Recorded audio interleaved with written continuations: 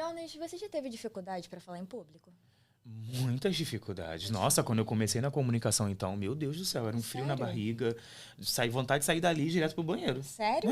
Você não tem noção. Se eu te contar os perrengues aqui, é porque não tem tempo. Rapaz, imagina se a gente tivesse. Graças a Deus, ainda bem que hoje você fala muito bem, né? Eu te admiro por isso, eu não obrigado. Você que é muito gentil, é bondade sua, é muita bondade sua. Vamos anunciar o Tretas? Por favor. Claro, é agora ou não? Agora! Gente, sejam muito bem-vindos ao Tretas. E, Jonas? Tretas e Heresias. Então vamos lá? Vamos fazer uma entrada? Seja muito bem-vindo ao Tretas e Heresias! A gente está aqui num estúdio maravilhoso, totalmente diferente do normal, né? Exatamente, saímos um pouco de Santíssimo. Vocês a gente gostaram? tá na Barra da Tijuca. Finalmente, né? Esquece. Ó, evoluindo. Mas, Beatriz, nós não estamos sozinhos aqui no estúdio. É claro que não. A gente não viria num estúdio desse, gravar um podcast sem nenhum conteúdo e nenhum convidado à altura. Claro que não, né? E aí? Eu falo, você fala? Eu acho melhor você falar, né? Certeza? Com certeza. Gente, o nosso entrevistado de hoje, o cara é incrivelmente incrível. Manda muito bem no que faz, tanto no pessoal quanto no profissional. Pai do filho Vicente. Acertei? É isso mesmo. Isso aí. Casado, morador de Niterói. Seja muito bem-vindo ao podcast Treta e Heresia, o incrível Paulo Vinícius. Vamos nessa, incrível estar aqui com vocês. Muito obrigado, Paulo, por ter aceitado o nosso convite, por ter aqui a gente saber um pouquinho dessa sua história, da sua formação. Acredito que vai potencializar e informar muito ao nosso público também. Claro, com certeza. Obrigado, gente. Conta pra gente um pouquinho como foi que você começou. Afinal, você é especialista em comunicação, né? Isso, bacana. Bom, eu começo a me expor, vamos dizer assim, Bia, em 2008 aproximadamente. Eu começo no humor. Eu tenho uma... Caramba! Eu tive uma apaixonite pela comédia. E eu começo a fazer stand-up comedy. E começo aí a montar minhas próprias produções e procurar espaço em shows de outras pessoas para fazer. Só que eu sempre tive clareza de que o ambiente artístico, a vida artística, ela é uma vida difícil, uma vida dura de você construir uma carreira, né? Uhum. E eu sempre tive nesse meio empresarial, eu sempre tive essa visão. Eu contratei, junto com as chefes que eu tinha, outros palestrantes na época. Eu admirava muito. Então, numa das especializações que eu fiz, na época eu estava estudando marketing, eu falei, vou fazer minha monografia com o tema de criatividade, porque aí eu vou juntar com a comédia e vou começar a fazer palestras. E aí foi quando eu realmente comecei a fazer palestras pelo Brasil, né? Naturalmente comecei em Niterói, em alguns lugares no Rio, fazendo palestras de graça para ganhar espaço, para construir portfólio. Sim. E aí a coisa foi caminhando. Você começou no stand-up comedy, praticamente. Isso, stand-up comedy. Da comédia. E qual era a grande dificuldade ali? Porque fazer comédia é muito difícil. E como é que era, onde você elaborava? E como é que foi a sua migração da comédia para a parte profissional? Legal. O que acontece é o seguinte, eu costumo dizer que, não é eu só, né? Mas é uma máxima do comediante. Ninguém sofre mais rejeição do que um comediante no palco. Com certeza. Então, a gente, quando está naquela circunstância, naquele nível de exposição, a gente vai ganhando uma casca, uma experiência que praticamente nenhum palestrante, nenhum orador que não tenha vivido aquilo tem. Não significa que um bom palestrante, um bom professor, um bom orador não tenha um ótimo desempenho no palco. Mas é que existe uma coisa muito específica que veio do humor, entrou no meu projeto, onde eu comecei a fazer palestras, e depois, quando eu trago isso também para treinar outras pessoas. Então, o que eu diria para você é justamente, se a gente falar de desafio, sim, né, nesse sentido, muito. É justamente sobre essa coisa de você tirar algo da sua cabeça, você escreve, constrói, e você, entre aspas, mas sim, tá buscando uma aprovação ali. Claro. Você criava o roteiro? O stand-up comedy, a característica do stand-up comedy é você justamente escrever as piadas serem autorais. Que legal. Então isso torna o trabalho mais difícil. Ao mesmo tempo que é uma super massagem no ego, né? Você imagina, você escreve algo, Você fala algo e quando as pessoas riem desse algo, elas estão concordando com o que você falou. Exatamente. Sim, Tanto então da você parte se da saiu escrita, bem. da dissertação, até Total. né, E a quando não entrega. riem, quando fica aquele silêncio na plateia também é Ah. terrível. Literalmente. Eu imagino. Mas, Paulo, como é que era a sua adolescência, até a parte da sua formação? Você sempre lidou bem com o público, em falar com o público?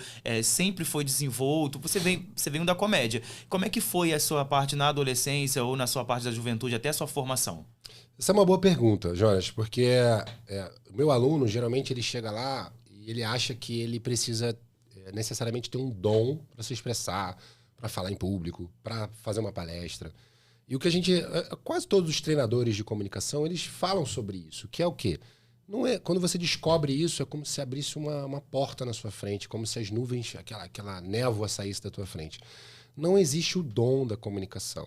Quando você faz uma palestra, ou você faz uma aula e alguém fala assim para você, ou fala para mim, que eu já ouvi algumas vezes, e a pessoa fala, poxa, Paulo, você tem o dom da fala, você tem o dom da oratória, parabéns. Na verdade, ela não está me elogiando, porque ela está abrindo mão de falar sobre tantas horas de dedicação e estudo que eu tive para ter aquele desempenho.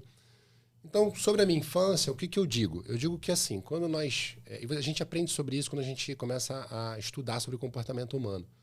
Quando nós somos crianças e a gente começa a olhar para determinadas opções de comportamento, alguns comportamentos, o seu pai, a sua mãe, ou seja quem for que esteja te educando naquele momento, eles vão te estimular ou não em algumas áreas. E a partir desses estímulos, você começa a construir uma crença. Você é uma criança, você é um cérebro, você é uma esponja. Sim, você absorve tudo. Exatamente. Sim. Então você começa a acreditar no que o papai e a mamãe estão falando para você, no que o vovô e a vovó estão falando para você. Por isso a gente tem que ter muito cuidado com o que a gente fala para os nossos filhos, mesmo brincando. Nossa, mas você é desastrado, hein, menino? E ele vai crescer com isso na cabeça, achando que ele não é um cara com habilidades manuais. E ele não sabe por quê, não sabe de onde. Então, naturalmente, desde muito cedo, até pelo meu pai ser um cara que fala bastante, é um cara expressivo também, toda vez que eu falava, que eu brincava, eu era estimulado enquanto criança. Eu me lembro de, com 6, 7 anos, contar uma ou duas piadas. Você vê, e não tem nada a ver com humor, no caso da comédia, tem a ver com a desenvoltura. De eu querer contar uma piada para aparecer para os meus tios, e ao invés do meu pai, no caso, Te reprimir. falava, isso, conta aí, garotão, mais, vai lá. vai mais. Então isso foi fazendo com que eu me tornasse uma criança que tem um lado negativo também, com uma necessidade de exposição. Então eu gostava de chamar atenção, eu gostava de estar no centro das atenções. Em algum momento isso se desregula, me torna uma criança extremamente levada. Exatamente. Entende? Mas, nesse ponto, quando a gente começa a estudar sobre o comportamento, eu começo a enxergar que isso vem lá de trás. Então, se o meu pai tivesse me inibido e falado, não, você não deve fazer isso, você não pode, se comporta, não fala, provavelmente eu seria um cara muito mais centrado, muito mais tímido, muito mais fechado. Muito mais reprimido, no Muito caso. mais reprimido. Boa expressão. Exatamente. Ô, Paulo, e esses nuances, que é muito engraçado, é muito da infância, marca muito a característica do que a gente pode ser hoje. Se os seus pais incentivam a você ser taxado de como... Para de falar, tá se aparecendo demais. Nasce um ser humano introspectivo, na sua, calado. E quando ele é muito incentivado, traz a esse adulto a necessidade de querer aplausos, de querer likes, de querer ser visto. E como você lida na sua programação neurolinguística com isso? O que você ensina? Existe alguma técnica para isso? Ter esse equilíbrio, esse ponto de equilíbrio, dizendo, querido, você pode ser introspectivo, mas você precisa falar. Isso. E você que fala demais, você também tem momento de calar. Você não fale para sempre, porque é chato. É chato uma pessoa que quer se aparecer demais, quer ser o centro o tempo inteiro, quer ser validada pelas pessoas e esquece ser validada por elas. Existe alguma palestra, algum curso, alguma coisa pra gente equilibrar esses seres humanos de luz que nos assistem, pelo amor de Deus? Olha, eu já fui esse cara, tá? Esse cara desagradável. Olha, onde você achou, na verdade, o ponto de equilíbrio, né? Que você mediu e falou, olha, eu tô sendo um pouco demais nessa situação, eu posso ser menos e usar isso a meu favor. Isso. Eu muito antes de eu querer ser comediante, ou de eu pensar, porque as pessoas pensam assim, o cara ele é engraçado, então ele pode ser comediante. São coisas totalmente diferentes, principalmente quando você trabalha com humor autoral. Existem humoristas do stand-up comedy no mundo inteiro que são pessoas extremamente tímidas e introspectivas, mas que chegam no palco, elas só contam as piadas que elas escreveram. Elas não precisam nem se movimentar, porque o humor tá na escrita cômica. Exatamente. Mas no meu caso, eu era um cara espalhafatoso no meio dos meus amigos, e eu era aquele cara que eu ia na brincadeira até o final, até o outro falar, cara, pelo amor de Deus, eu não te aguento mais. E eu era assim, eu tinha quem me odiava, tinha quem me amava. Só que quando eu entro pra comédia e eu começo a escrever o humor, é como se a minha energia fosse canalizada para um projeto. Então sabe aquela coisa da criança, que aquela energia que você põe a criança na natação, no judô, e ela começa a ficar mais calma em casa e começa a dormir melhor? Então foi um pouco isso, eu comecei a perder o tesão de brincar fora, porque eu já brincava dentro do ambiente propício. Então, o que eu digo existe sim um equilíbrio, mas é muito sobre autoconhecimento. Quando eu saio para o meu ambiente profissional do humor e eu começo a escrever e fazer algo profissional, eu começo a olhar para trás e pensar, caramba, aquela brincadeira não tinha necessidade, aquela brincadeira foi fora do limite. Avaliar suas ideias. Mas isso é autoconhecimento. Quando você tá no meio, você não tem a percepção. Mas seria só um autoconhecimento ou uma autocobrança? É um autoconhecimento. É de você realmente avaliar e falar, poxa, aquele dia eu magoei um amigo e não precisava. Não precisava. É um pouco sobre isso. E aí quando você me pergunta assim, como que você... existe um caminho para canalizar? Existe. Existe um caminho, assim. O cara, ele fala demais ou ele tem uma necessidade de exposição, é ele buscar entender, primeiro, o porquê que ele tem essa necessidade. Se ele está recebendo um feedback, no caso, né? Olha, o cara, ele já percebeu que ele recebe um feedback sobre aquilo. Então, qual é a necessidade? Por que ele faz aquilo? É fazer perguntas a si mesmo para que ele encontre um motivo. E, a partir dali, ele começar a ponderar. Porque tem uma história que pouca gente sabe, geralmente eu conto nessas ocasiões, que é o seguinte. Quando eu entro no humor, eu entro por quê? Um grande amigo, um irmãozão, volta de um retiro de uma igreja católica, no caso, e ele fala, minha namorada quer fazer teatro, vou fazer com ela. E eu falei, vou fazer com vocês, vambora. Devia ter 20 e poucos anos, 20 anos. Vambora, vou fazer com vocês. E no meio desse curso de teatro, foi um curso que estava acontecendo na UF, eu conheço a Cecília Vaz, que é um amor de pessoa, que foi minha primeira professora de teatro. Só que eu não conseguia me comportar durante a esquete dos outros colegas. Então, pra você ter uma ideia, enquanto o cara tava lá fazendo uma cena, eu lá da cadeira, eu soltava uma pérola. E as pessoas começaram a me odiar no curso. Caramba. Mas ela me amava, eu acredito que ela me amasse. E um dia ela virou pra mim, na época o Porchat tava começando essa parte de stand-up comedy. Porchat de Niterói também, não é? Eu acho que não, eu acho que ele é da Zona Sul, aqui do Rio. Mas ele fez muito show lá. E ele tava com curso na Lapa. Ele já era o Porchat, já era roteirista, mas não era o Porchat de hoje em dia, essa celebridade. Sim. E ele tinha concurso na Lapa, aí saiu num jornal. E aí ela virou pra mim e falou assim, por que você não vai lá fazer o curso desse cara? E para de atrapalhar minhas aulas. No fim das contas, eu fiz o curso paralelo do Porchat. Eu acho que não era muito amor, não, tá? Eu acho que não. Ela tava te chamando, chamando pra você sair. Não, ela é maravilhosa. Ela tava chamando pra você. Cecília, um abraço, tá? Se você for conversar. Gratidão. E aí eu fiz o curso do Porchat paralelo ao curso do teatro, e tanto que na esquete do curso de teatro, eu acabei apresentando a minha primeira esquete de stand-up comedy. Então, assim, pra você ter uma ideia de como eu... Mas isso não é o padrão, tá? Eu era esse cara espalhafatoso, de não conseguir perder a piada, entende? Mas aí você vai amadurecendo, as coisas vão mudando, né? Com o tempo ele vai criando, né? Claro. Vai criando um padrão. isso. E como entrou a PNL na sua vida? Foi em 2008, nessa migração da comédia pro empresarial, pro profissional. Como é que se deu essa viradinha de chave? Legal. Eu, como eu te falei, eu sempre tinha essa pegada do empresarial. Eu sempre tive interesse. Eu trabalhava, comecei a estagiar, aí fui trabalhando nessas áreas e tal. Trabalhei em algumas grandes empresas. Então eu tinha esse interesse. Então toda vez que eu tinha oportunidade, eu li um livro sobre negócios, sobre gestão, sobre autoajuda. Eu sempre gostei desse material. E um dia, passando na rua, indo pegar um ônibus, eu tinha uma feira, assim, os livros menos lidos, Sim. aqueles livros bem baratos, assim, e tinha um livro de um cara chamado Anthony Robbins. Provavelmente, quem gosta de desenvolvimento pessoal conhece o Anthony Robbins. Ele é uma grande referência lá fora. Ele quem disseminou, ele não criou a PNL, mas ele disseminou a PNL no mundo. E eu comprei aquele livro chamado Poder Sem Limites. E quando eu cheguei em casa que eu fui ler, eu não consegui ler. É um livro de aproximadamente 400 páginas, letra pequena, mas é um livro difícil de ler. Pra interpretar, no caso, né? Dependendo do momento que você está na sua vida. E eu guardei aquele livro. Alguns anos depois, 5 anos depois, talvez até um pouco mais, eu já estava casado e tal, e eu vi um vídeo do Tony Robbins. E aí eu pensei assim, nossa, esse cara é interessante o trabalho desse cara. Eu queria ter um livro desse cara. E aí eu pensei, poxa, mas eu tenho um livro desse cara. Opa! Aí eu fui lá nas minhas coisas, achei o livro já amarelo, já. Tentei ler o livro, não consegui ler o livro. Eu falei, caramba, que livro denso, pesado e tal.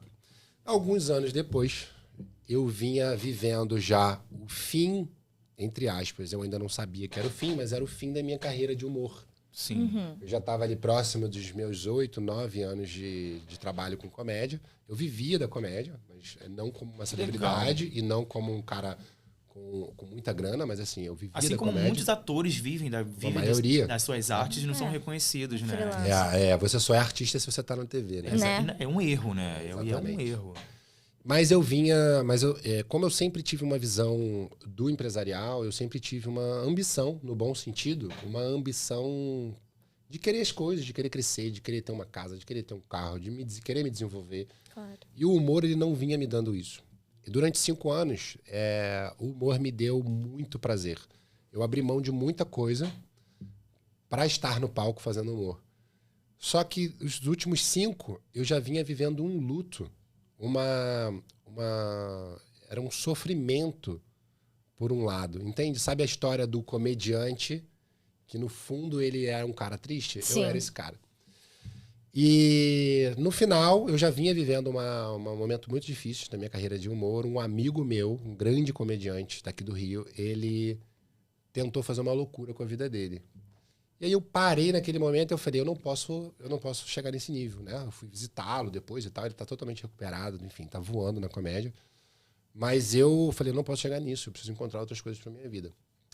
E aí no meio disso, um dia de madrugada, eu pego aquele livro e eu devoro aquele livro em 24 horas. Nossa. Então aquilo ali entra a programação neurolinguística. E a partir dali eu faço uma outra formação, eu entro pro digital e a coisa flui. E aí, basicamente, é isso. Muito interessante. E por onde você começou, exatamente? Em que sentido, no caso? No caso, hoje você é especialista em neurolinguística, né, e comunicação. O que chegou em você primeiro, o que conquistou seu coração, de fato? É porque o que acontece? Foi um pouco próximo. Quando eu vinha vivendo esse fim da carreira do humor, que eu venho pro digital, eu não venho pro humor. Eu já tinha material, humor, mas eu venho trazendo um curso para o cara se expor nos palcos. O cara falar em público. E eu vinha trazendo uma bagagem de muitas horas de voo, com conteúdo que você não encontra em qualquer curso de comunicação oratória, principalmente nos presenciais. E coincidiu de eu estar terminando de estudar esse material da programação neurolinguística. Eu ainda não tinha feito a formação. Mas o material que eu tirei de dentro do livro foi um material que eu coloquei no módulo 1 do meu curso, que é o quê? É a parte que destrava o cara. 99% das pessoas que procuram um curso de comunicação, para o cara falar numa reunião, para o cara falar numa palestra, para o cara dar uma aula, gravar um vídeo, 99%, as pessoas não têm dificuldade em falar a palavra com a melhor conjugação do verbo. Porque o cara ia para um curso de oratória antigamente e ele aprendia técnicas que, assim, é aquela coisa assim, você tem uma Ferrari na sua mão, mas você não tem carteira de motorista, você nunca dirigiu um carro, adianta. Do quê? Eu sou muito daquele professor de inglês que fala assim, cara, não tô nem aí se você tá conjugando o verbo certo, eu quero que você chegue lá fora e que você fale, converse com as pessoas e faça o que você quiser. Então essa é a minha pegada. Essa é a comunicação, né? Essa é a comunicação. Essa é eu a quero que você suba num palco, que você coloque as suas ideias. É lógico, se você está se expressando e a sua conjugação está muito falha, você vai perder credibilidade e autoridade. Mas Se você tá um pouco informal, se você coloca um palavrão no meio, o importante é você estar aqui, ó, igual vocês estão, igual eu tô aqui, suave, tranquilo, e contando a tua história, falando sobre o que você quer falar. E a maioria das pessoas, elas não conseguem fazer isso, e não é pela parte técnica. Sim. É pela parte emocional. Então a gente começa a entender que existe um comportamento que é instintivo, que é de sobrevivência, que é quando você começa a suar, tremer, gaguejar, que é quando você esquece o que você vai falar, que é o famoso deu branco. Sim. A disenteria também. Isso aconteceu comigo na As mãos comédia. suando. A dor de barriga. Claro. Eu subi no palco e eu esqueci meu Exatamente, texto. exatamente. Então, quando eu coloco isso no meu método, qualquer um de vocês que entrar no meu Instagram e conseguir ver nos meus depoimentos, deve ter só no meu Instagram uns 400, 500 depoimentos dos meus alunos. Que massa. Porque, assim, é muito rápido. Não são todos os casos que são muito rápidos. Existem casos muito complexos, existem traumas, existem coisas muito mais profundas Além. que exige um trabalho árduo e muitas vezes terapêutico de muito tempo. Sim. Mas tem muita gente que em uma semana fala assim, caraca, eu cheguei no meu trabalho, eu era outra pessoa. Mudei. Isso tipo, Maravilhoso. Nossa, ontem eu estava conversando com uma aluna minha de um curso que eu dei aula e ela agora foi convidada para dar aula nesse curso. É uma escola de comunicação, depois de 7 anos. E aí ela botou assim para mim, eu dei parabéns a ela e tal, no LinkedIn, e ela escreveu assim para mim no direct do LinkedIn, ela falou assim, cara, eu vou me inspirar em você, porque você foi o melhor professor que eu tive. Então, assim, esse tipo de coisa é o tipo de coisa que, assim, às vezes você tá meio, será que eu tô no caminho certo? Será que é isso mesmo? Você vê outros profissionais bons no mercado. É o tipo de coisa que você fala assim, caramba, cara, eu acho que eu tenho que continuar fazendo isso. Né? E eu preciso continuar ajudando as pessoas. Já vira um trabalho e daqui a pouco vai virando uma missão, na verdade. Sim. Exatamente. Cara, é surreal. Ô, Paulo, você colocou e falou muito bem o quesito de que não é vocacional falar em público, lidar com a fala e com a comunicação. Ele não é vocacional. Se fizer um curso de mergulho seu, tanto no digital ou em uma palestra, a pessoa consegue melhorar essa dicção, consegue melhorar em falar em público. Mas como explica esse lado emocional? E como é tratado no seu curso essa parte da desinteria, da famosa caganeira, da mão Quais são suada, seus métodos? Normal, já tive também. do branco? Sim, eu Legal. muito. Às vezes eu preciso cobrir alguma matéria, cobrir algum evento, tem alguém muito importante, alguém de quem eu sou muito fã, eu fico, meu Deus do céu, como eu vou fazer isso? Ou como eu vou chegar perto dessa pessoa? O que eu digo, o que eu falo, e às vezes eu tenho a fala, eu tenho a comunicação, eu tenho todo um aparato, tenho tudo uma preparação, os verbos certinhos, como conjugar, as respostas e as perguntas ali, porém tem esse medo, talvez, não sei, por ser uma pessoa importante, ou algo que eu criei na minha mente e eu não sei, de repente eu me bloqueei. Existe algum trabalho pra esse tipo de coisa? Existe, essa é boa notícia, existe. Que bom! Acabamos de resolver um problema, conta. Que ótimo, isso! Iremos todos aprender a falar em público com o Paulo Vinícius, cara. Mas acho que acima de falar em público vocês... Não vocês, né? Mas assim, que todos nós... A gente sim. Todos nós tenhamos tranquilidade para fazer o que a gente tem que fazer. Porque às vezes o cara é um dentista, mas ele precisa vender o trabalho dele. Você estava falando da área da fotografia. Sim. Quantas oportunidades você vê e às vezes você fala, aquele casal eu não tô à vontade de abordar. E talvez aquele casal fosse o casal que fosse te contratar. E muitas vezes que vai te pagar muito bem, né? Exatamente. O que acontece, Jonas, é o seguinte. Muitas vezes... nós acionamos de forma inconsciente um instinto de sobrevivência, um estado de alerta. É algo que a gente não tem controle. Nós somos seres ainda muito primitivos. E quando nós falamos em não sermos primitivos, nós trazemos comportamentos primitivos desde lá dos homens e mulheres das cavernas. Naquele tempo, se nós estivéssemos sozinhos, fora da caverna, ou se nós fôssemos rejeitados pelo bando, de alguma forma, nós morreríamos, porque era impossível sobreviver sozinho. Hoje, se nós formos rejeitados pelo nosso bando, entre aspas, a gente ainda pode vir a morrer, porque quantas pessoas ainda não se deprimem, adoecem e vão embora. E, de algum modo, isso reverbera no nosso comportamento hoje. Nós não queremos ser rejeitados. Claro. Ninguém gosta de ser rejeitado. E quando alguém fala assim, eu não ligo para o que as pessoas pensam, é mentira. É claro que liga. A gente pode até dar menos valor ao que o outro pensa. E esse é o jogo. É a gente começar a ressignificar o valor do que o outro pensa sobre nós, ou ressignificar, e quando você fala daquele artista, daquele chefe, daquela pessoa que representa uma autoridade na sua cabeça, é você ressignificar o valor dele na tua trajetória. Se eu colocar na minha cabeça que participar desse podcast com você, ele é a coisa mais importante da minha vida, eu vou chegar aqui num estado de nervos que provavelmente eu não vou conseguir ter o desempenho que você precisa para ter um bom conteúdo no teu projeto. E pode ser que um conteúdo daqui viralize e mude minha vida, mas eu não posso carregar isso, entende? Sim.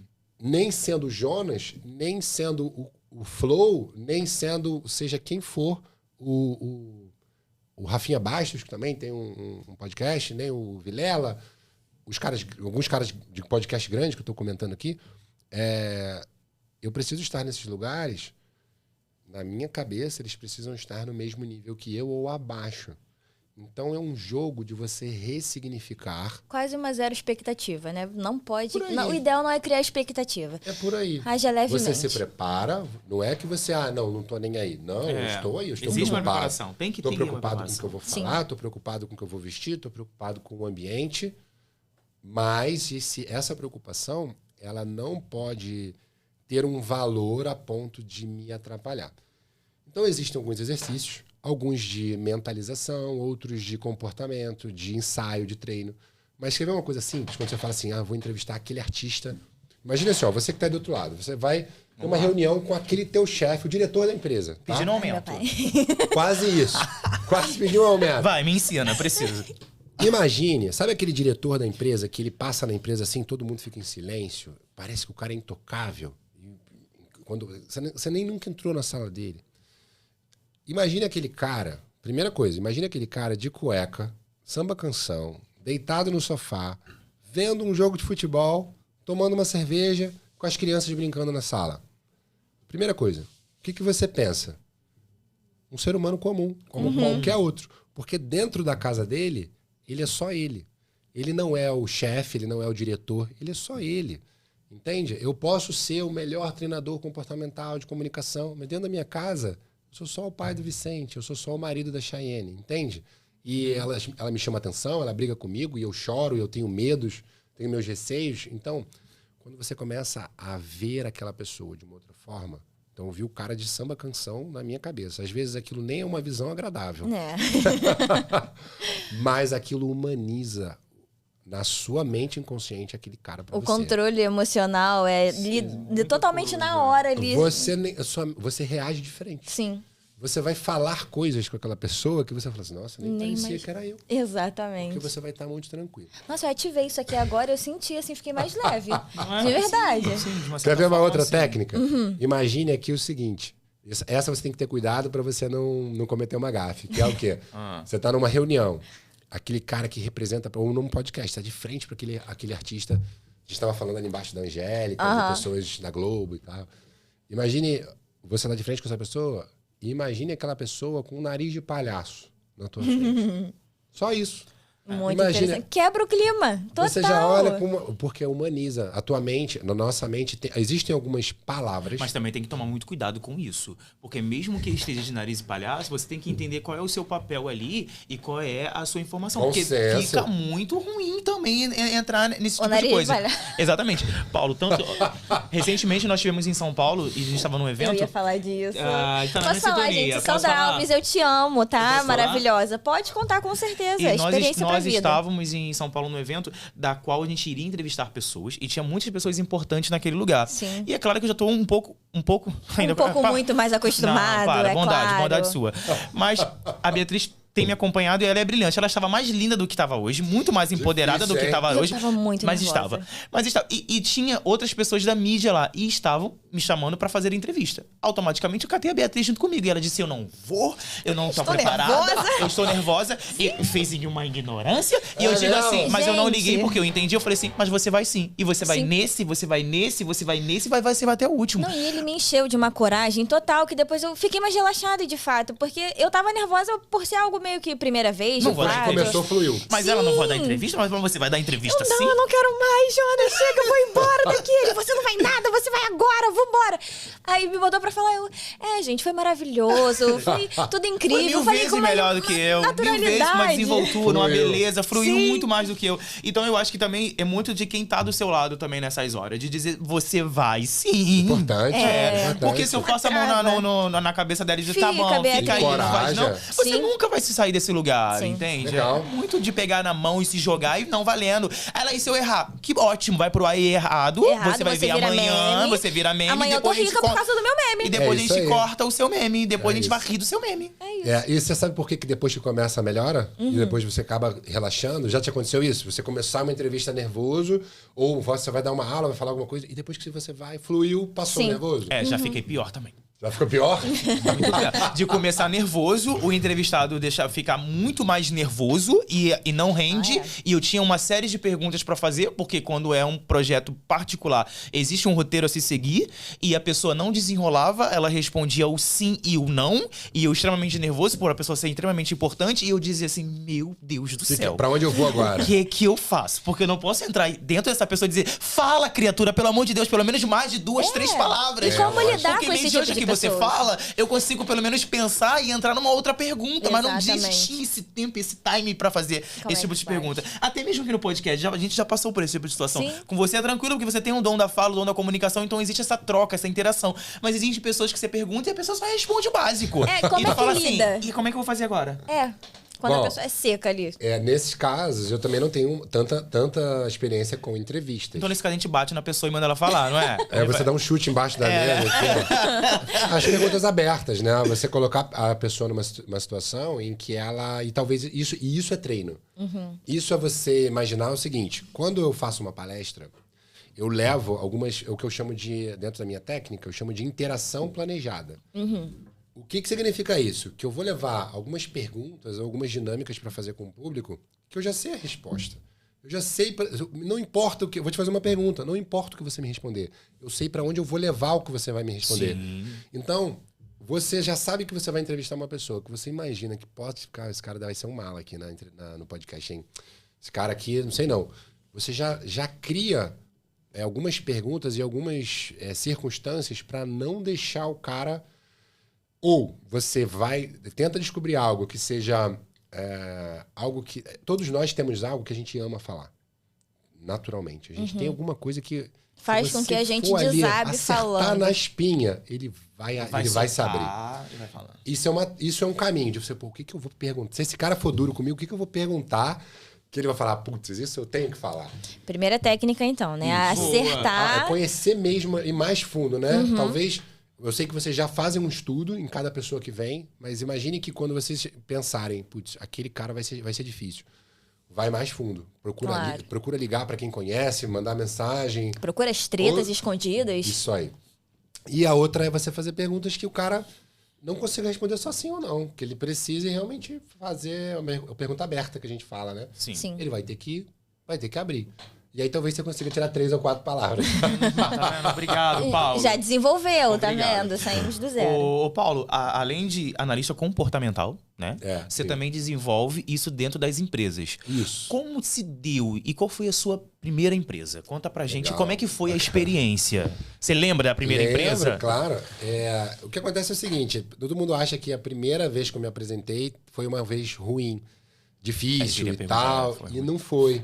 Justamente por quê? Porque quando eu fiz a primeira palestra, de 1 hora de duração, eu já tinha 2 anos de comédia. Nossa. Já tinha uma bagagem com o público. público. Eu tinha muita experiência de palco. É claro que depois que eu fiz a primeira palestra e eu comecei a rodar... Você coloca humor até hoje ou não? Hoje muito menos. Sim. Hoje eu coloco um humor mais natural.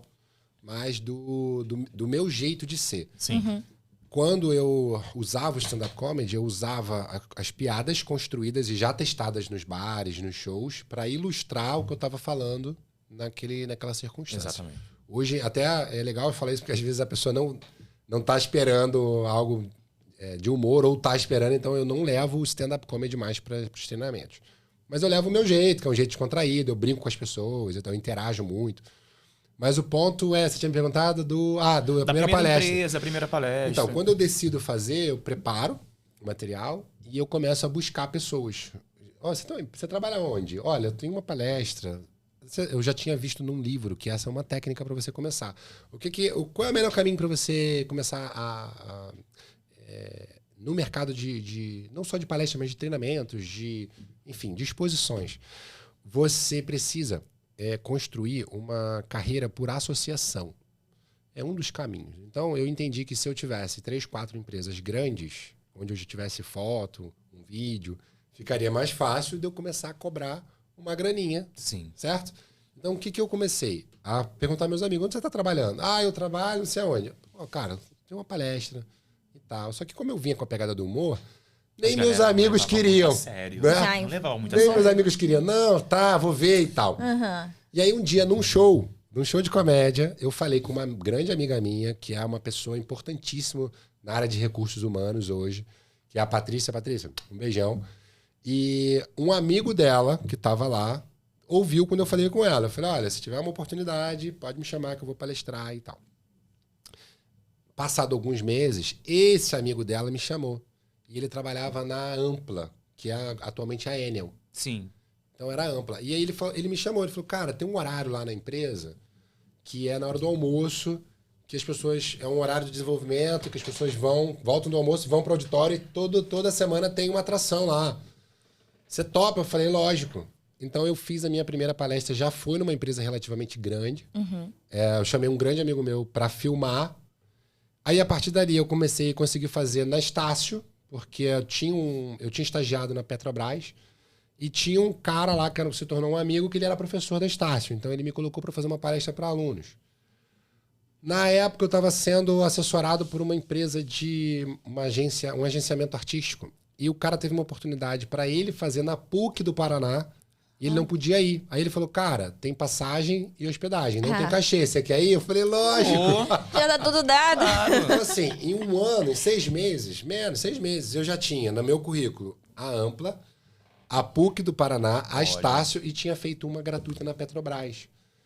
E quando começou a chegar os convites cara, você faz palestra? Quanto é? Eu comecei cobrando R$800 na época. Eu já comecei cobrando uma graninha. Na época, assim, era uma graninha boa pro meu caso. Sim. Então foi nesse circuito que eu comecei a... Seu portfólio é lindo, né? Foi assim que eu comecei. Com certeza. Obrigado. E quais são as estratégias mais eficazes para melhorar a comunicação da equipe dentro de uma área de trabalho? Bom, existem vários caminhos. Deixa eu me ajeitar aqui. Existem vários caminhos dentro do que você está vivendo de dificuldade com o seu time comercial ou seu time empresarial. Geralmente, se a gente está falando de um time de vendas, a gente pode trabalhar não só a autoconfiança para o cara fazer a abordagem, porque muitas vezes ele recebe o treinamento de vendas, o texto certo, a copy certo. Hoje se fala muito sobre vendas online, na internet, no WhatsApp, de você abordar a pessoa, enfim. Existe um script que você responde para você entrega para cada resposta que a pessoa te dá. Mas no presencial, muitas vezes o cara ele não tem aquela segurança que a gente estava falando. Então, você imagina um cara que ele é contratado para fazer um trabalho de um produto de alto padrão. Se a gente está falando de um carro de luxo, de um celular de luxo, de algo que ele vai lidar com pessoas... Exatamente. De alto nível, pessoas que estão acostumadas a negociar também, pessoas que entram num ambiente de nariz em pé mesmo. Então ele precisa estar ali com a sensação que a gente chama, né, que é uma técnica, mentalidade de dono.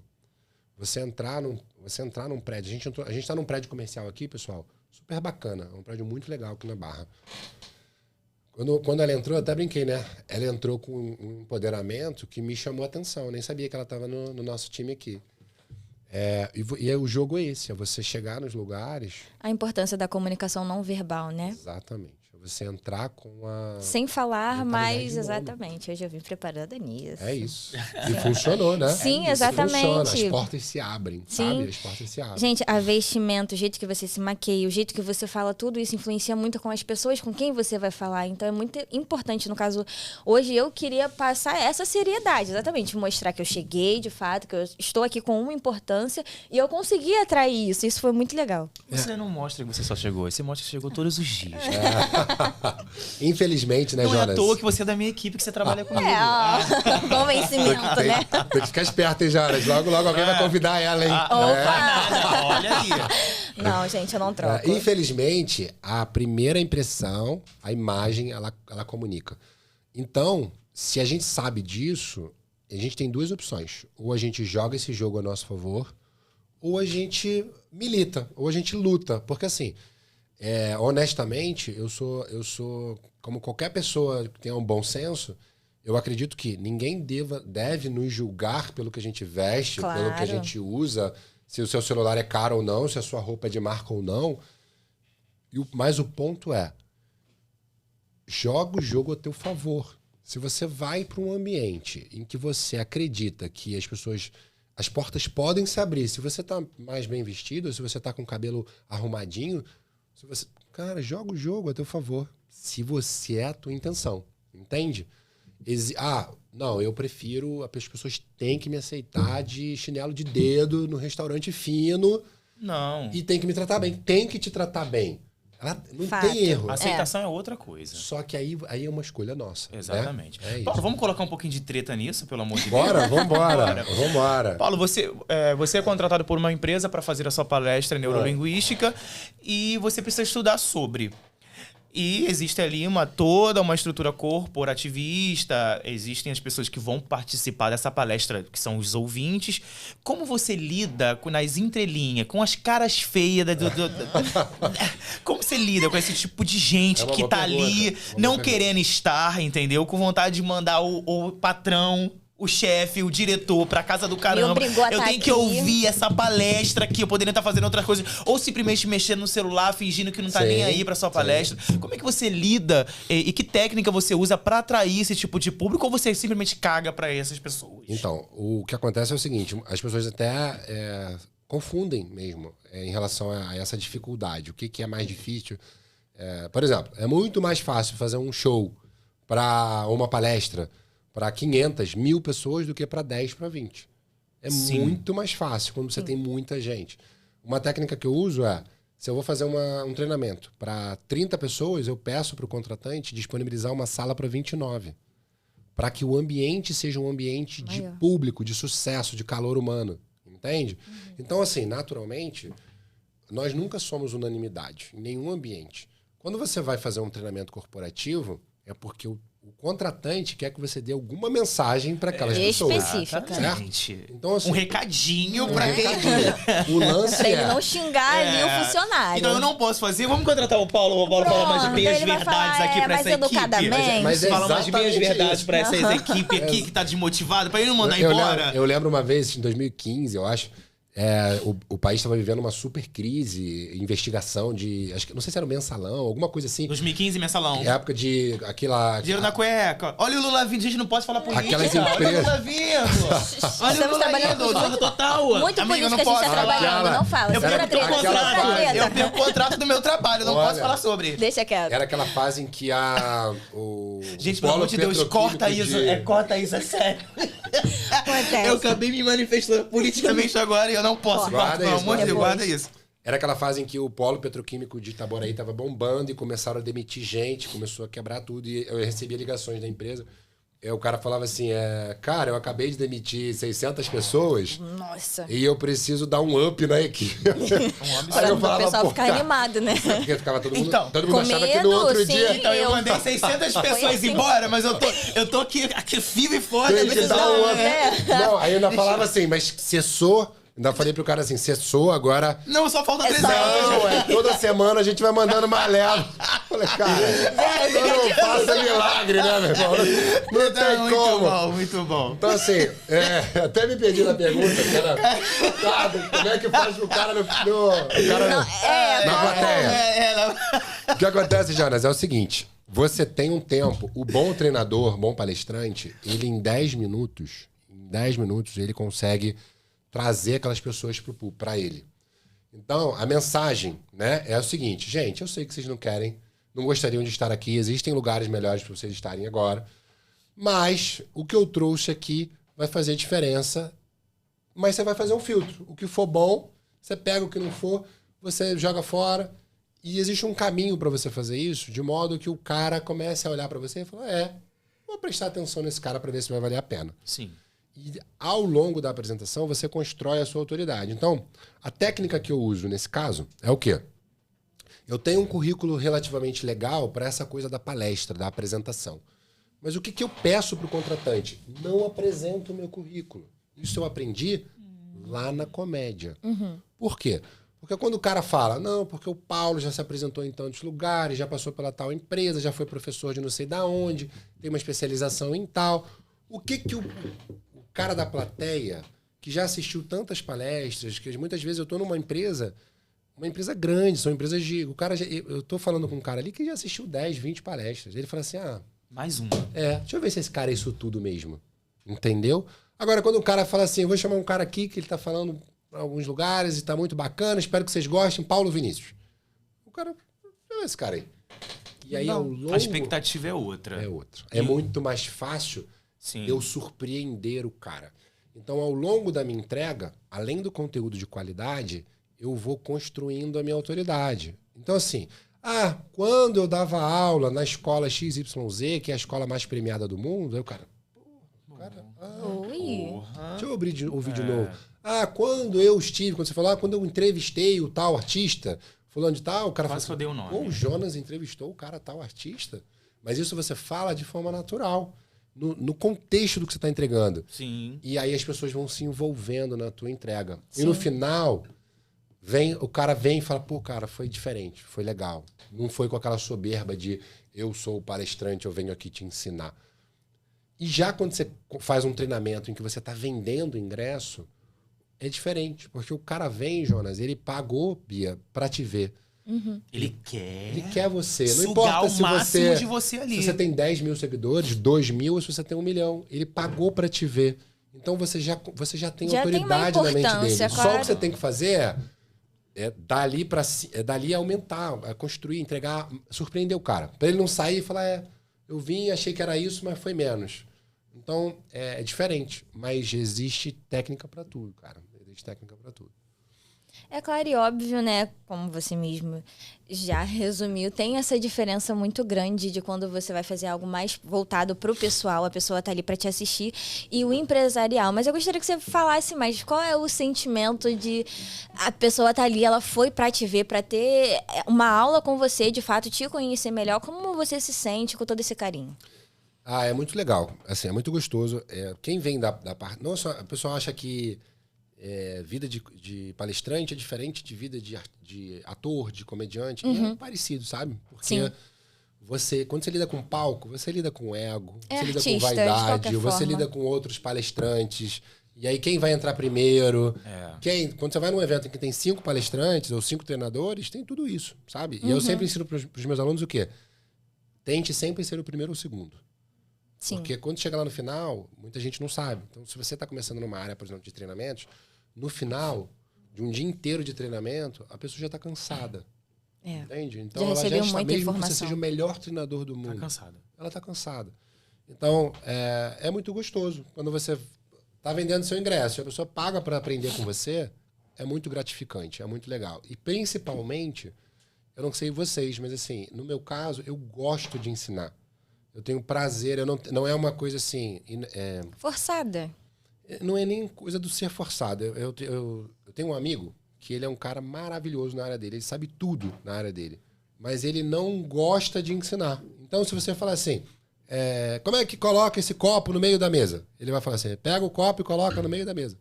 Entendeu? Simples. O que no meu caso, eu vou falar assim, cara, você precisa esticar o teu braço, aí você vai levantar um pouquinho aqui, ó, 5 centímetros. Aí você vai arrastar até o meio da mesa. Aí você vai descendo devagarinho, aí o copo vai pousar na mesa. Então, quando você gosta de ensinar, você traz metáforas, você tem paciência. E eu sou esse cara, então eu tenho muito prazer. É muito gostoso ensinar. Paulo, a gente está vivendo uma situação hoje, acho que no mundo inteiro, sobre estresse, sobre crise de ansiedade, sobre depressões, sobre crise do medo do pânico. Eu, por exemplo, sou uma pessoa que faço uso de Valexina, tenho crise de ansiedade fortíssima, juro. E existe alguma estratégia na PNL, nas suas palestras, para as pessoas que enfrentam esse tipo de coisa? Existe solução para essas pessoas que têm crise de ansiedade no trabalho, que não conseguem desenvolver devido a essas crises por medo e insegurança? Existe? Tem alguma técnica para isso? Alguma estratégia? Existe. O que acontece? Eu sempre falo o seguinte. Eu recebo alunos, no online, eu tenho mais de 12 mil alunos, Jonas. Então, assim, eu já recebi pessoas com diversos perfis. E eu já cometi alguns erros, por exemplo. Eu já trouxe um cara para uma mentoria que ele tinha uma patologia diagnosticada por um psiquiatra em que eu achei que eu estava pronto para cuidar dele e eu não estava. E deu ruim. Isso é muito bom você dizer, porque às vezes a gente fala só sobre os nossos acertos, eu né? dei a oportunidade a ele eu falei, cara, você tem certeza? Você quer continuar? Não, eu vou continuar. E não deu certo. Então, assim, e no final ele ainda ficou frustrado, ficou chateado comigo. Então o ponto é, nunca abandone a sua terapia, nunca abandone o seu tratamento. Mas existem casos, e eu tenho esses casos, em que o cara está fazendo uma terapia há 2 anos, no meu caso, geralmente para cuidar da comunicação, ele é um empresário, um executivo, e ele vem para um trabalho comigo, em algumas semanas ou em alguns dias, ele fala, caramba, cara, tipo, já mudei muito, já está muito diferente. Então, a programação neurolinguística, ela traz algumas ferramentas, como eu falei lá no início, e você vai ressignificar alguma coisa que serve de gatilho para essa tua crise de ansiedade. Então, a primeira coisa é você identificar qual é o teu gatilho. Você precisa identificar qual é o teu gatilho. Se você tiver clareza e você quiser cuidar disso, existem ferramentas. Então, hoje aqui, no ao vivão aqui na gravação, você consegue me dizer alguma coisa que serve de gatilho para tua crise de ansiedade, no caso? A gente assim do nada. Eu consigo pensar em uma. Consegue? Odeio que me mandem calar a boca. Me manda calar a boca, eu... Bum. Então, mas o mandar o cala a boca, ele não é quase que uma agressão, né? Sim, eu acho desnecessário. Mas isso te deixa ansiosa? Não, tipo, eu só vou... No teu caso, você toma um remédio. Tomo medicação. Faço medicação, faço terapia. terapia. Eu não tomo nada. Terapia também. Não façam terapia. É muito bom terapia. Terapia tem que porque continuar, você se coloca no lugar do outro, é maravilhoso. Eu não largo a terapia. Eu faço voltar pra mim. Eu faço com psicanálise, e faço a minha com meu psiquiatra lindo, maravilhoso. Continue. Continue. Entendeu? Mas me diz uma coisa. Você tem um gatilho identificado ou não? Vários. Me conta pra ver se eu tenho algum caminho que pudesse... Vai ao vivo. Ai, gente. Se eu não tiver também, eu vou falar, cara, não tem. Mas me diz um gatilho. Só uma ideia. Não sei se eu devo... Não me fala pior, fala um comum. Mais básico, por cima, leve. O abandono. Quando seja você se ele sente qual for. rejeitado? Rejeitado. Ou o abandono. Eu não sei lidar muito bem com o abandono. Entendi. E você, provavelmente, você tá na terapia, só que na psicanálise, geralmente você fala mais do que você ouve, ou o teu psicanalista fala muito. Agora tá na fase de falar. Ele tá falando? Já falei muito. Me diz uma coisa, ele já te ajudou a se perguntar? Já. Não, tô bem. E qual é a resposta que você já encontrou? O porquê que o abandono te machuca tanto? Aí remete muitas coisas pessoais lá de trás e que talvez não faça. Você já passou. Muito. Você não quer. A gente não vai entrar nisso agora. Não faça pormenores agora. Não faça em pormenores. É muita coisa. É descendo muito. Mas. Geralmente, Jonas, na psicanálise, eu sou casado com uma psicóloga. Então eu também tenho um pouquinho de propriedade para falar. Na psicanálise, o psicanalista ele fala menos e ele ouve mais. E é você, com a sua fala, que você vai chegando em algumas conclusões. Quando o psicanalista ele quer acelerar o processo, ele entra no TCC, que é uma outra técnica, que é muito parecida com o que a gente usa na PNL, que inclusive a PNL advém um pouco disso, desses métodos, que é o método de perguntas. Então, quando ele te faz uma pergunta e você vai respondendo as suas próprias perguntas, você vai... Isso vai se desbloqueando, no meu caso. Você vai encontrando as respostas. E o ponto é, quando você chega numa determinada resposta específica, que você fala, caramba, isso aqui é importante. Isso aqui, caramba, aconteceu lá na minha infância e até hoje isso me incomoda. Aí a gente faz um trabalho de ressignificar aquilo com algumas ferramentas. Então eu vou te dar uma aqui agora, a gente não vai fazer, mas eu vou te mostrar como funciona. Imagine que você vai pegar uma lembrança que você tenha, tá? Você pode depois fazer isso em casa. Pega uma lembrança que você tenha de algo que aconteceu na tua infância, que geralmente é na infância, na adolescência. Essa coisa que aconteceu, você vai pegar na tua mente, você vai jogar do teu lado esquerdo da tua mente e você vai tirar a cor, o volume, o brilho, você vai tornar aquilo quase que translúcido e depois você vai diminuir de tamanho. Você vai fazer isso num processo em 10 minutos, aos poucos, devagar. Quando eu faço com o meu aluno, ou seja quem for, eu crio botões na mente dele em que ele vai mexendo nesses botões e essa coisa vai acontecendo. E essa coisa vai diminuindo de tamanho. Em contrapartida, a gente coloca uma outra lembrança que te empodera, que resolve o teu humor, vamos dizer assim, e a gente coloca mais brilho e mais luz. Por quê? Porque é a lembrança do que você vê, do que você ouve, do que você ouviu que o outro falou ou que você falou, que faz com que aquela emoção volte. Então, quando você começa a fazer a tua mente não dar mais importância para aquilo é uma lembrança, mas aquilo é tão apagado, aquilo é tão sem cor, você começa a não ter mais reações tão exacerbadas sobre aquilo. Algumas pessoas fazem alguns exercícios como esses em dias. A pessoa, tipo, cara, não vou dizer para você que ela resolveu 100%, mas ela se torna uma outra pessoa. Outras pessoas levam semanas, levam meses, depende da profundidade desse trauma, do quanto aconteceu. Entende? Entendi. Mas continua a sua terapia lá. Com certeza. Não. Eu sou uma outra Inclusive, pessoa. eu vou voltar, eu preciso voltar pra mim. Eu sou uma outra pessoa com preciso terapia. muito, gente, tá? Façam terapia sério, Eu façam também. Eu terapia. acho que todo ser humano, de fato, precisa de terapia, né? Eu preciso entrar na terapia também. Os psicólogos tá aí, uma salva de palmas profissionais da área da saúde mental que sim. fazem toda a diferença nesse meio séculos. Tem perguntas? Pra gente. A gente tá há quanto tempo aqui, produção? Há quase 1 hora, 50 minutos. Vamos, Bia. Tem a última pergunta de você tentar finalizar, caminhar por fim. Ai, meu pai amado, deixa eu pensar. Uma pergunta polêmica. Vamos lá. Você já se meteu em alguma briga de equipe? Gente. É briga de equipe? É de trabalho, porque normalmente, né, a gente Gente. lida muito fofoquinha, palhaçadinha aqui, infelizmente, dos funcionários. Já Isso teve é bom. que lidar. Foi bom você me perguntar isso, porque eu acho que eu acabei não finalizando aquela A coisa treta, do comportamento, né? Legal. Eu tive alguns momentos da minha carreira corporativa, enquanto eu trabalhava em algumas empresas até grandes e tal, em que eu descobri a implicância do outro. Sabe quando você... E eu não imaginava que um dia, talvez por inocência, sei lá, 20 e poucos anos, eu me achava um cara tão legal. Mas você gente é um boa, cara cheio legal. de si, Mas né? você é um cara legal. Mas eu realmente... Mas assim, a gente nunca agrada a todo mundo, Jonas. Claro. E eu busco ser uma pessoa bacana, mas... E isso é consciente. Mas mesmo assim, você vai ter o cara que vai falar, pô, que cara chato, que forçado, que simpático demais. Sim. E tinha uma pessoa que me achava simpático demais nesse ambiente. E ela começou a implicar comigo e eu não entendia. Eu tratava ela tão bem. Então eu vivi uma perseguição no ambiente de trabalho. Mas na época eu não tinha as técnicas que eu tenho, eu não sabia lidar. Conhecimento. Nossa, claro. foram meses terríveis. Até que um dia eu tive que quase brigar com essa pessoa e falar, cara, qual é o seu problema? O que você tem? Te levou ao seu limite. Eu fico, qual é o problema? Porque eu também tinha medo de ser demitido. E ela era uma pessoa querida pela chefe. Então, mas foi só isso, assim. E alguém que depois não teve muita significância na minha vida e tal. Mas, o que acontece? Existem pessoas que podem estar passando por isso. E hoje, o que eu diria? Como que você lida com isso? É você jogar muito limpo, sabe? É você chamar e falar assim, Bia, deixa eu conversar com você. Eu vejo você fala isso, e você fala isso. Todas as vezes em que eu tenho tal comportamento. Você tem algum problema com a minha presença? Isso você vai chamar a pessoa no particular e você vai mandar na cara dura. Sim. Porque o que vai acontecer? Você não tem que ter medo de fazer isso. Primeira coisa, ou você vai desestabilizar total a pessoa e a pessoa Ela fala assim, vai ficar não desconfortável. é isso, você me entendeu errado. E ela vai começar a ter mais cuidado, porque ela vai falar assim, cara, esse Ele cara é maluco. reparou. Ele é maluco, porque assim, eu tô implicando com ele, ele veio querer saber. Ou ela vai jogar limpo e vai falar assim, não, eu realmente não gosto de você. Porque desde que eu te conheci, eu vi você fazendo isso. E aí se você vai ter oportunidade de falar, cara, mas eu sou assim. E a gente vai precisar conviver profissionalmente numa boa, porque já pensou se eu começar a retrucar?